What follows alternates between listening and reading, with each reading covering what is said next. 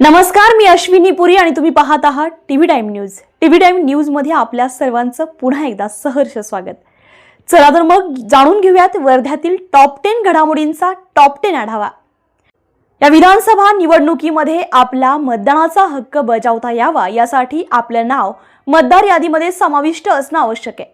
ज्यांनी आपलं नाव मतदार यादीमध्ये अद्याप समाविष्ट केलं नाहीये त्यांनी अजूनही दिनांक 19 ऑक्टोबर 2024 पर्यंत मतदार यादीमध्ये आपलं नाव नोंदवण्याची संधी आहे। आपले नाव आवर्जून मतदार यादीमध्ये समाविष्ट झाले असल्याची खात्री प्रत्येक मतदारानं करावी।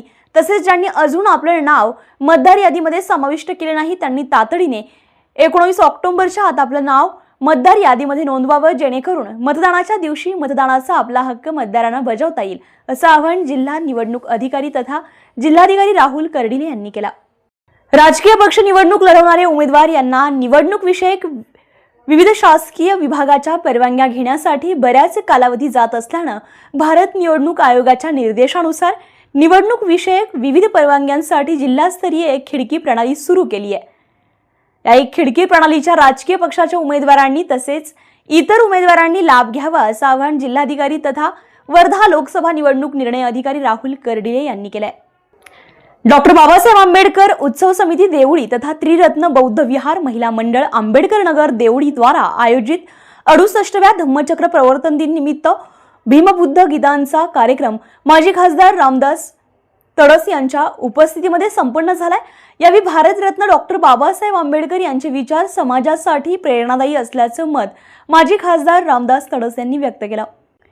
हिंगणघाट विधानसभा मतदारसंघाच्या मतदान झालेल्या मतदान यंत्राची साठवणूक, त्याची सुरक्षा आणि त्या अनुषंगाने कार्यालयामध्ये तयार करण्यात आलेल्या सुरक्षा कक्षाची आणि यंत्रणेच्या तसेच विधानसभा निवडणुकीच्या अनुषंगाने पूर्वतयारीचा आढावा उपविभागीय कार्यालयामध्ये सभा घेऊन आढावा घेण्यात आलाय।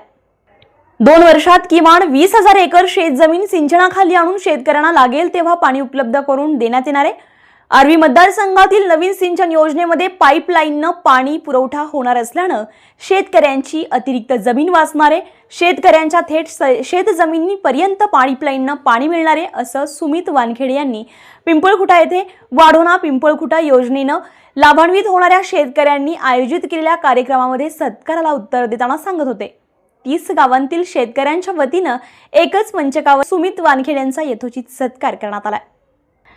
भारत जोडो अभियान वर्धाच्या वतीनं जनसंघटनांचे प्रमुख कार्यकर्त्यांचे संवाद संमेलनाचं आयोजन रविवार दिनांक 20 ऑक्टोबरला दुपारी 3 वाजता महात्मा लॉन, गोपुरी, नलवाडी, नागपूर रोड, वर्धा येथे करण्यात आलाय। या संवाद संमेलनाला भारत जोडो अभियानाचे राष्ट्रीय संयोजक तसेच देशातील वरिष्ठ राजकीय विश्लेषक योगेंद्र यादव हे संबोधित करणार आहेत। या कार्यकर्ता संवाद संमेलनामध्ये सामाजिक संघटना, सामाजिक कार्यकर्ते, शेतकरी, युवक युवतींसह सजग नागरिकांनी सहभागी व्हावं, असं आवाहन करण्यात आलंय। स्थानिक गुन्हे शाखेने धडक कारवाई करत पोलीस स्टेशन पुलगाव हद्दीमध्ये सुगंधित तंबाखू आणि गुटखा व 4 चाकी वाहनासह एकूण 3,91,983 रुपयांचा मुद्देमाल जप्त केलाय। या कारवाईमध्ये दोघांविरुद्ध गुन्हा दाखल करण्यात आलाय।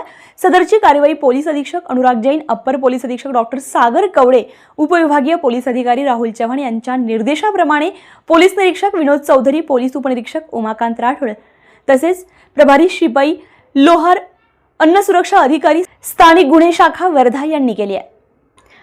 पोलीस अधीक्षक अनुराग जैन यांनी शरीराविरुद्धच्या रेकॉर्डवरील सराईत गुन्हेगारांवर MPDA कायद्याअंतर्गत कारवाई करण्याबाबत मार्गदर्शन करून सूचना दिल्या होत्या। त्याप्रमाणे देवळी पोलीस ठाणे हद्दीतील रेकॉर्डवरील मारहाण करणारे तसेच अवैध गावठी दारू विक्री करणे, विदेशी दारू बाळगून विक्री करणे अशा स्वरूपाचे गुन्हे दाखल असलेल्या दोघांवर MPDA कायद्याअंतर्गत स्थानबद्ध करण्याबाबत प्रस्ताव सादर करण्यात आला होता। सदर प्रस्तावानुसार जिल्हा दंडाधिकारी वर्धा यांनी सदर इसमास MPDA कायदा कलम 3 अंतर्गत स्थानबद्ध करण्याबाबत आदेश पारित केल्यानं सदर इसमांना मध्यवर्ती कारागृह वर्धा येथे 1 वर्षासाठी स्थानबद्ध करण्यात आले।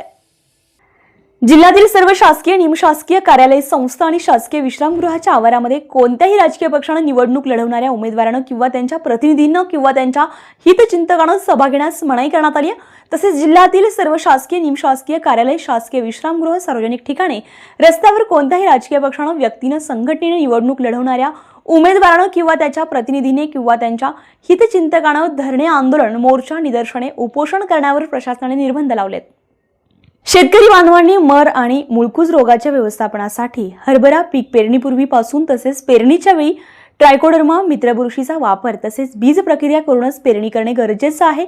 कृषी विज्ञान केंद्र सेलसुरा येथे जैविक खते उत्पादन प्रयोगशाळा सुरू करण्यात आली असून येथे ट्रायकोडर्मा, रायझोबियम आणि स्फुरद विरघळणारे जीवाणू विक्रीस उपलब्ध आहेत. त्याचा लाभ शेतकऱ्यांनी घ्यावा असं आवाहन पीक संरक्षण विशेष तज्ज्ञ निलेश वजिरे तसेच वरिष्ठ शास्त्रज्ञ प्रमुख जीवन कतोरे कृषी विज्ञान केंद्र सेलसुरा यांच्या वतीनं शेतकरी बांधवांना करण्यात आलाय.